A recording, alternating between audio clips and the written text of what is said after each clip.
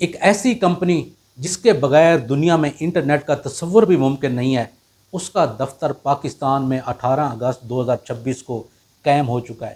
Google کا پاکستان میں دفتر قائم ہونے کے بعد پاکستانی عوام کو کیا ملے گا؟ یہ سب سے زیادہ پوچھے جانے والا سوال ہے۔ ایک ایسی ٹرم جس کو ہم نے کئی بار سنا ہوگا لیکن شاید ہمیں اس کی طاقت کا اندازہ نہیں ہے، اور وہ ہے ایکو سسٹم۔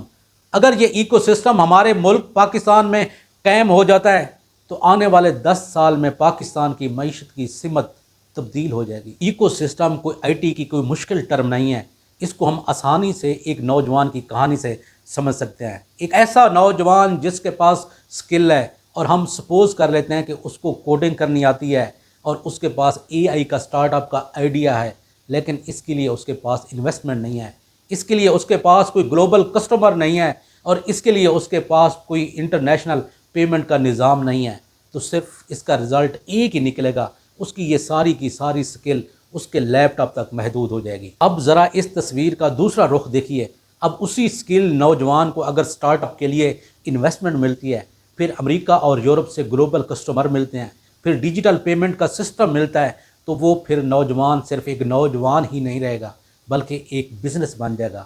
اسی طرح ہزاروں نوجوان مل کر ایک ہزاروں بزنس بنا سکتے ہیں، اور جب یہ ہزاروں بزنس آپس میں کنیکٹڈ ہوں گے تو یہ ٹیک کا ایکو سسٹم بنے گا۔ ٹیکنالوجی کا ایکو سسٹم کئی ستونوں کے اوپر مشتمل ہے۔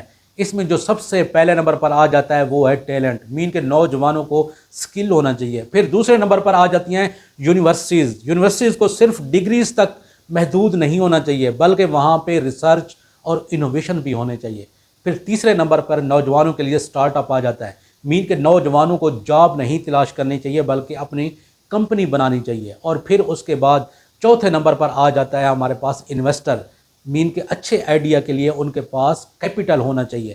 اور پھر پانچویں نمبر پر آپ کے پاس ایک بنتی ہے ٹیکنالوجی کی کمپنی، اور وہی آپ کی سروسز کو سیل کرے گی اور اس کے بدلے میں آپ کو ملے گی پیمنٹ۔ اور اس کے لیے چھٹے نمبر پر آپ کو انٹرنیشنل پیمنٹ کا سسٹم ہونا چاہیے۔ اور پھر آخر میں یہ ٹیک کا ایکو سسٹم ادھورا رہ جاتا ہے اگر آپ کے پاس اس گلوبل مارکیٹ کی ایکسس نہیں ہے۔ اگر کسی نوجوان نے ایک اچھی پروڈکٹ بنائی ہے تو اس کو دنیا تک پہنچنا چاہیے، اور اس کے لیے گلوبل مارکیٹ تک ایکسس ضروری ہے۔ اب آپ اس ٹیکنالوجی کے ایکو سسٹم میں گوگل کو ایک بہت بڑے پلیئر کے طور پر دیکھ سکتے ہیں، کیونکہ ٹیکنالوجی کے ایکو سسٹم کے تمام ستون گوگل کے پاس موجود ہیں۔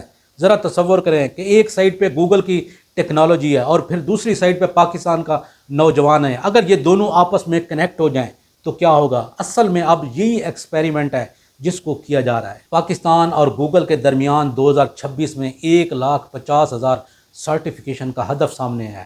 یہ صرف ایک نمبر نہیں ہے، اس سرٹیفکیشن کو کرنے کے بعد پاکستان کا نوجوان ڈیجیٹل جاب کے لیے تیار ہو جائے گا۔ اور پھر دوسرے نمبر پر پاکستان کے ایلیجیبل اسٹوڈنٹ کے لیے گوگل کے اے آئی ٹولز تک مفت ایکسس ہوگی۔ تیسرے نمبر پر ایک نمبر جو غور سے سنیے، $30 ارب پاکستان کی آئی ٹی کی ایکسپورٹ $30 ارب تک جانی ہے۔ کیا گوگل کے دفتر کے کھلنے سے یہ آئی ٹی کی ایکسپورٹ $30 ارب تک چلی جائیں گی؟ بالکل بھی نہیں۔ کیا اسٹوڈنٹ کے جیمینی کو، جو اے آئی کا ٹول ہے گوگل کا، اس کو استعمال کرنے سے پاکستان کی آئی ٹی کی ایکسپورٹ $30 ارب تک چلی جائیں گی؟ بالکل بھی نہیں۔ تو یہ کس طرح پاسیبل ہے؟